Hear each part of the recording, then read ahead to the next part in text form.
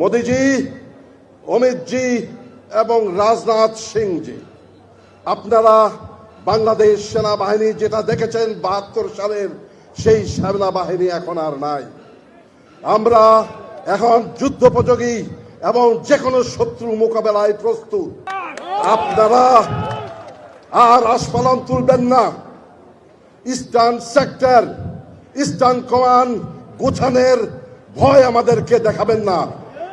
শুধু আমরা সশস্ত্র বাহিনী নই, ১৭ কোটি জনতা আছে আমাদের সাথে আপনাদেরকে সীমান্তেই রুখে দিতে। তো এগুলো হচ্ছে পাগলের প্রলাপ। আরে ভারতীয় সেনাবাহিনী পৃথিবীর চতুর্থ বৃহত্তম সেনাবাহিনী। আমার মনে হয় বাংলাদেশ ২৫ নম্বরে আছে সাইজে। ভারতের ডিফেন্স বাজেট হচ্ছে $৭০ বিলিয়ন US ডলারের উপরে, আর বাংলাদেশের হচ্ছে ৬ বিলিয়ন বা ৭ বিলিয়নের আশেপাশে। হ্যাঁ, বাংলাদেশের এয়ারক্রাফট ক্যারিয়ার বলতে কিছু নেই, নেভি মানে নামমাত্র, এয়ারফোর্সের তুলনা হয় না কোনো আর কি। এই রকম করে বলা মানে কি পাগলের প্রলাপ। কারণ সত্যি কথা, ভারতের সেনাবাহিনী কিন্তু ওই ৭১-এই আটকে আছে। ৯৩,০০০ সৈন্য আর একটা দেশকে বাধ্য করেছিল স্যারেন্ডার করে সই করতে। সারা পৃথিবী সেই ফটোটা দেখেছে। তাতে আপনারা কিছু লাভ উঠিয়েছিলেন সেই সময়। ভারত সেই জায়গাতেই আছে, আবার বাধ্য করলে আবার ভারত একটা কিছু করে দেবে। বাট আমার মনে হয় এটা বাংলাদেশের যারা সেনাবাহিনী তারাও চায় না যে ওনারা এরকম কাজের জন্য তারা বিব্রত হয়ে যাবে। ইউনূসের বাংলাদেশে ভারত বিদ্বেষের বিষ এবার হুমকি ওপারের অবসরপ্রাপ্ত সেনাকর্তাদের। ভারত বিরোধিতায় সুর চড়ালো বাংলাদেশ সেনার অবসরপ্রাপ্ত কর্তাদের একাংশ। হিন্দুদের ওপরে হামলার মধ্যেই ভারতের বিরোধিতায় ঢাকায় মিছিল পর্যন্ত হলো। ঢাকায় প্রাক্তন সেনাকর্মীদের মিছিলে ভারতের প্রধানমন্ত্রীর বিরুদ্ধে উঠল স্লোগান। এ কোন বাংলাদেশ?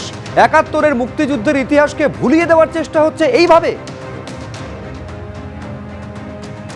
বাংলাদেশ হয়েছে এক, বাংলাদেশ হয়েছে এক, ভারত তুই আইসা দে, ভারত তুই আইসা দে, বাংলাদেশ হয়েছে এক, সেনা জনতা হয়েছে এক, ভারত তুই আইসা দে, বাংলাদেশ হয়েছে এক, ভারত তুই আইসা দে, সেনা জনতা হয়েছে এক, ভারত তুই আইসা দে, সেনা জনতা হয়েছে এক, ভারত তুই আইসা দে, বাংলাদেশ হয়েছে এক। মোদিজি, অমিতজি এবং রাজনাথ সিংজি, আপনারা বাংলাদেশ সেনাবাহিনী যেটা দেখেছেন ৭২ সালের সেই সেনাবাহিনী এখন আর নাই। আমরা এখন যুদ্ধোপযোগী এবং যে কোনো শত্রু মোকাবেলায় প্রস্তুত। আপনারা আর আস্ফালন তুলবেন না।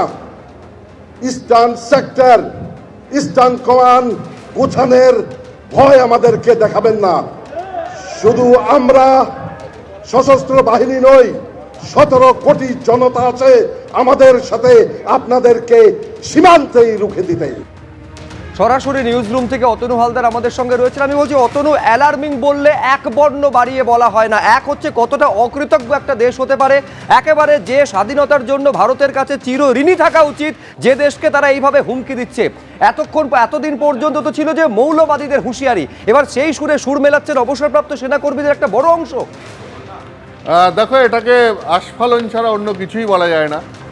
এটা সর্বজন বিদিত যে ৭১-এর যুদ্ধে যদি ভারতীয় সেনাবাহিনী বাংলাদেশের পাশে না দাঁড়াতো তাহলে বাংলাদেশ নামে দেশটা সৃষ্টি হতো না, তাকে ওই পাকিস্তানের অঙ্গ হিসাবেই থেকে যেতে হতো। ঠিক এই সামনেই আসছে তোমার ১৬ই ডিসেম্বর বিজয় দিবস, যা পালনের জন্য ইতিমধ্যেই ফোর্ট উইলিয়ামে প্রায় সাজো সাজো রব, এবং এটা প্রত্যেক বছর ফোর্ট উইলিয়ামে রীতিমতো সেলিব্রেট করা হয় যেভাবে ৭১-এর যুদ্ধে পাকিস্তানকে পরাজিত করে বাংলাদেশ নামে এই দেশটা সৃষ্টি হয়েছিল। সেইখানে ভারতীয় সেনাবাহিনীর কী ভূমিকা সেটা নতুন করে বলার প্রয়োজন নেই, তার কারণ এটা সর্বজন বিদিত, যেটা আমি বলছিলাম। এবার আমি তোমাকে বলি, যদি এখনও এসে দেখো যে বাংলাদেশ সেনাবাহিনীর সঙ্গে ভারতের সেনাবাহিনীর কি কোনো তুলনা চলে, এক কথায় পরিসংখ্যান দেখলেই তুমি বুঝতে পারবে কোনো তুলনা চলার অবকাশই নেই। যেখানে ভারতীয় সেনাবাহিনীতে এই মুহূর্তে তার যে স্ট্রেংথ প্রায় ১৪ লক্ষের ওপর, অফিসার সেনাকর্মী সব মিলিয়ে প্রায় ১৪ লক্ষের ওপর স্ট্রেংথ, সেখানে বাংলাদেশের সেনাবাহিনীর স্ট্রেংথ কত? ১,৬০,০০০। কোনো তুলনাতেই আসে না। তুমি যদি বিমান বাহিনী দেখো তাহলে ভারতীয় বিমান বাহিনীর স্ট্রেংথ এখন ১,৭০,০০০। সেখানে বাংলাদেশের বিমান বাহিনীর স্ট্রেংথ কত? একদম ১০ গুণ কম, মাত্র ১৭,০০০। তুমি যদি ভারতীয় নৌসেনা দেখো প্রায় ভারতীয় নৌসেনা এখন 1,10,000, সেখানে বাংলাদেশের নৌসেনা কত? প্রায় 25,000। মানে তুলনাতেই আসে না। তুমি সেনাবাহিনীতে যদি দেখো, ভারতীয় সেনাবাহিনী আমি যেটা বলছিলাম 14 লক্ষ, বাংলাদেশের 1,60,000। যেখানে ভারতীয় বিমান বাহিনী 1,70,000, সেখানে বাংলাদেশের বিমান বাহিনী 17,000। ভারতীয় নৌসেনা যেখানে 1,10,000, সেখানে বাংলাদেশের নৌসেনা মাত্র 25,000। এবং যুদ্ধের অন্যান্য যে প্রস্তুতি সেই দিকে যদি দেখো, যে যুদ্ধ করতে যা যা লাগে, যে এই যে হুমকি, এ তো প্রায় প্রচ্ছন্ন যুদ্ধের হুমকি দেওয়া হচ্ছে। এবং সেখানে যদি তুমি দেখো, তাহলে ভারতবর্ষের এই মুহূর্তে ভারতীয় এয়ারফোর্সের কাছে প্রায় 2300 এয়ারক্রাফট রয়েছে। সেখানে বাংলাদেশের এয়ারক্রাফটের সংখ্যা কত? যা জানা যাচ্ছে ওই 216-র মতো। ঠিক যদি দেখো যে যুদ্ধের ক্ষেত্রে অত্যন্ত গুরুত্বপূর্ণ ভূমিকা নেয় ট্যাঙ্ক, সেই ট্যাঙ্কের কত সংখ্যা? এখানে ভারতবর্ষের হাতে এই মুহূর্তে প্রায় 4,500-এর ওপর ট্যাঙ্ক রয়েছে ভারতীয় সেনাবাহিনীর কাছে। সেখানে বাংলাদেশের কত? প্রায় 350 মতো। ঠিক সাবমেরিন, যেখানে ভারতবর্ষের কাছে 18টা সাবমেরিন রয়েছে, বাংলাদেশের কাছে মাত্র 2টো। অর্থাৎ তুমি যদি সেনাবাহিনী, এয়ারফোর্স বা নেভি যে কোনো তুলনাতেই যাও না কেন, তাহলেই দেখবে যে এখনও ভারতীয় সেনাবাহিনীর যে শক্তি, তার তুলনায় বাংলাদেশের শক্তি অত্যন্ত নগণ্য। ফলে এই ধরনের হুমকি, প্রচ্ছন্ন হুমকি, প্রত্যক্ষ হুমকি, এই যেগুলো চলছে ভারতবর্ষের দিকে দেওয়া, সেগুলো সবই হচ্ছে গিয়ে একটা আস্ফালন। নিজেদের দেশের মানুষকে ভুল বুঝিয়ে, সেই নিজেদের দেশের মানুষকে ভারত বিদ্বেষ ছড়ানোর জন্য নিজেদের দেশের মানুষের প্রতি এই ধরনের একটা আস্ফালন করা হচ্ছে তাদের কাছে। কিন্তু প্রকৃত সত্য বাস্তব যদি দেখো বিচার করে, তাহলে ভারতীয় সেনাবাহিনীর কাছে বাংলাদেশ কোনো সমস্যাই নয়, বাংলাদেশ কোনো ব্যাপারই নয়। কারণ ভারতীয় সেনাবাহিনীর যে শক্তি, তার সঙ্গে বাংলাদেশ সেনাবাহিনীর শক্তি কোনোভাবে কোনো অর্থে তুলনাতেই আসে না।